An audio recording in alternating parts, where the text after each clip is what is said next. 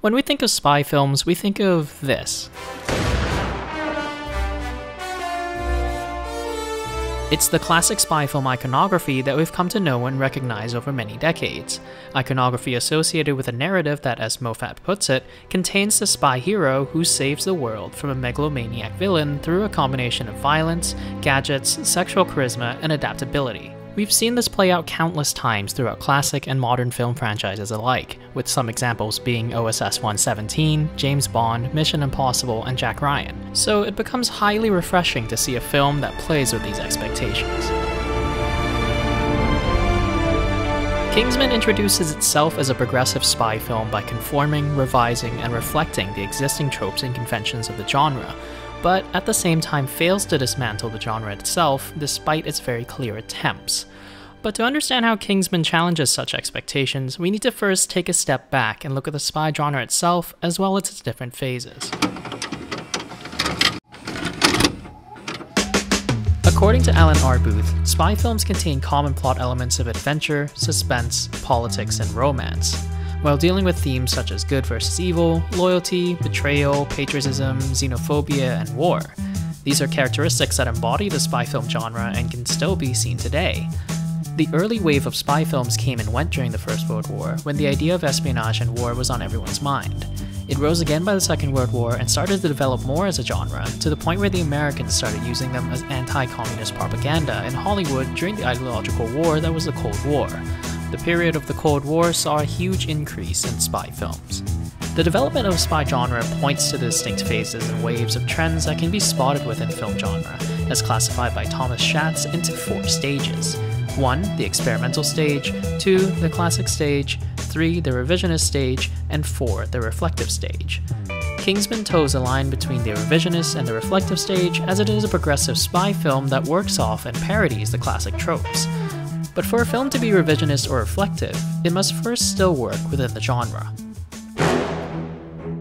For Kingsman to still be recognizable as a spy film, it follows certain conventions of the genre, those namely being the use of stock characters, such as the gentleman spy and the idealization of him, as well as adhering to Alan R. Booth's common plot points and elements of spy films. Kingsman essentially revolves around the lives of the gentleman spies working for the Secret Service out of a suit tailoring shop. Eggsy is the main character of the film, and he's learning to become a spy with the help of his mentor, Harry Hart. Harry is the embodiment of the gentleman spy, the Ubermensch, as Jerry Canavan puts it in his review. As a mentor, however, he forces Eggsy to look up to this Ubermensch characteristics, which in turn idealizes the idea of becoming a gentleman spy.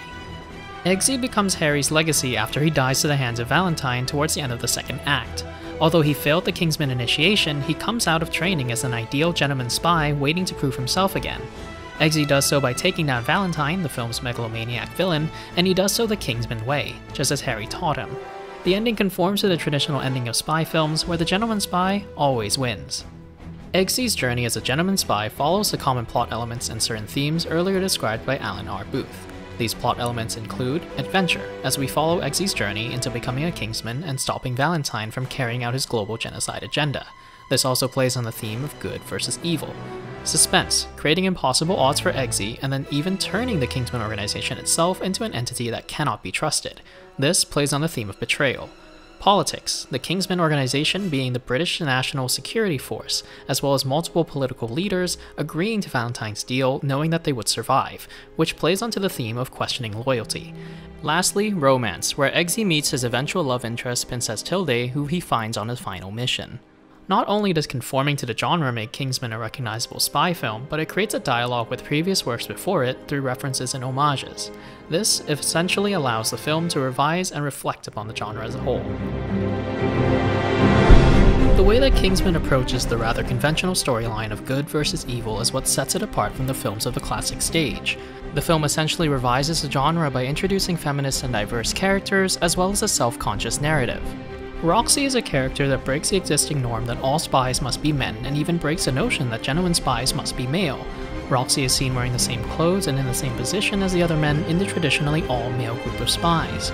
Roxy is also shown to have exceptional skills as a spy and even beats Eggsy in the final test, subverting the narrative that the main male lead always wins. Roxy is also not treated like the conventional female characters of spy films who are always helpless around gentlemen spies. This is further reinforced by the fact that Roxy and Eggsy's relationship remains wholly platonic throughout the film. This allows her to be a prominent and strong independent female character in a genre that conventionally lacks it.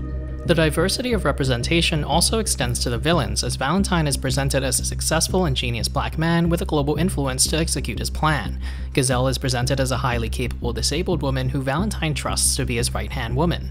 She can effectively help him in any situation despite being disabled thanks to her weaponized prosthetic legs. There are even times when Gazelle takes care of Valentine, reversing the normal gender norms and power relations between man and woman, as well as a villain and henchperson. Aside from being revisionist, the film is also reflective of its genres and plot points. There's even a specific moment where the film summarizes its character tropes when Harry is undercover with Valentine. The old Bond movies. Oh, man. Oh, when I was a kid, that was my dream job. Gentleman spy. I always felt the old Bond films were only as good as the villain. As a child, I rather fancied a future as a colorful megalomaniac. What a shame we both had to grow up. This self-awareness pulls the audience out of the immersion that classic spy films aim to do, and inspect why we love spy films so much, both throughout this dialogue and other scenes that pay homage to the classics. But even with all this revisionism and reflection, how effective is Kingsman at dismantling the genre? This question is quite difficult to answer, as Kingsman does revise and reflect on the classic tropes and elements while still relying on it to tell the majority of its narrative. As Canavan puts it in his review, quote, "The film consistently wants to have everything both ways, cynically deconstructing super spy tropes one minute while unironically reconstructing them the next." While introducing diverse and strong characters that break the genre conventions, it sometimes becomes the 80s spy films that it's trying to dismantle. At the end of the film, the perfect generic white male gentleman spy wins against all odds, and when the first one dies, he simply gets replaced with another.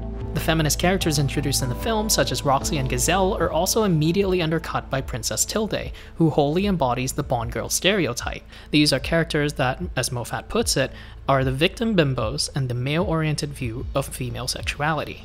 While the film does make the audience reflect on the classic conventions of spy films, moments like these undercut its revisionist and reflective intentions.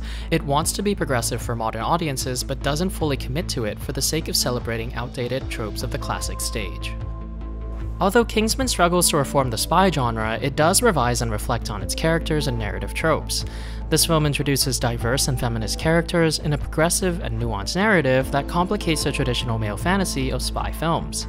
It's a note that modern-day Bond films still fail to understand, as it tries to be progressive by becoming more serious instead of re-examining its problematic tropes like Kingsman does. And sometimes that can be done by making fun of the classics. You like spy movies, Mr. DeVille?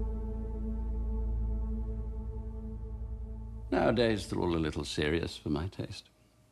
The old ones. Marvelous. Give me a far-fetched theatrical plot any day.